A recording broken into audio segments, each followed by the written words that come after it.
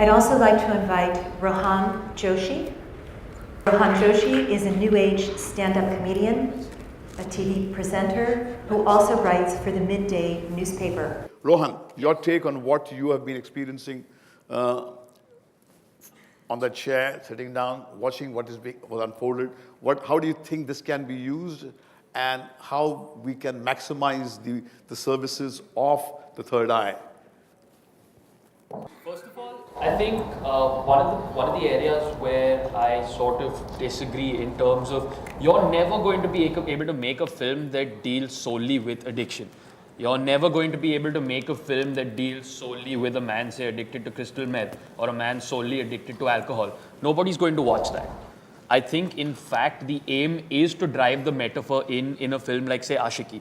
Like, I think people are going to go to watch a personal love story, and it's when they're invested in that you sort of subliminally slip the message in about addiction and fighting somebody's demons. I don't think you can sort of make a film that is specifically about an addiction, because then it becomes almost like a docudrama and not a personal story. Yeah. In fact, in a film like Ashiki, I would have been interested to see the addiction metaphor explored deeper, because it only works when I see how it's wrecking somebody's personal life. Okay. So I think that is the most potent way to use screenwriting, where the idea is you use that sort of entertainment, like even with the climate change thing. I think when you mentioned the disaster film, I think with most disaster films, if you look throughout history, there has always been a metaphor for a larger disaster. Yeah. Even something as simple as Godzilla was about Japan sort of trying to exercise its demons in terms of what happened in Hiroshima and Nagasaki, and dealing with that nuclear holocaust that took place there. And I think that is something that you have to do. It's not about creating a special film that will deal with that subject, but finding a way to deal with it through your entertainment. Wow. I think what he's saying is allowing the what's playing out to bleed into your work, and not really spotlighting it and saying that, oh, now we're making a film about... yeah, that's it. I think that's it. You said it all. As somebody I've been doing stand-up comedy now for about 3-4 years, and we live, like you mentioned, we live in a culture where our mainstream media is so obsessed with maintaining the status quo. I find that as a stand-up comedian, one of the few places where I can express myself with zero censorship is on a stage while speaking to 300, 400 people.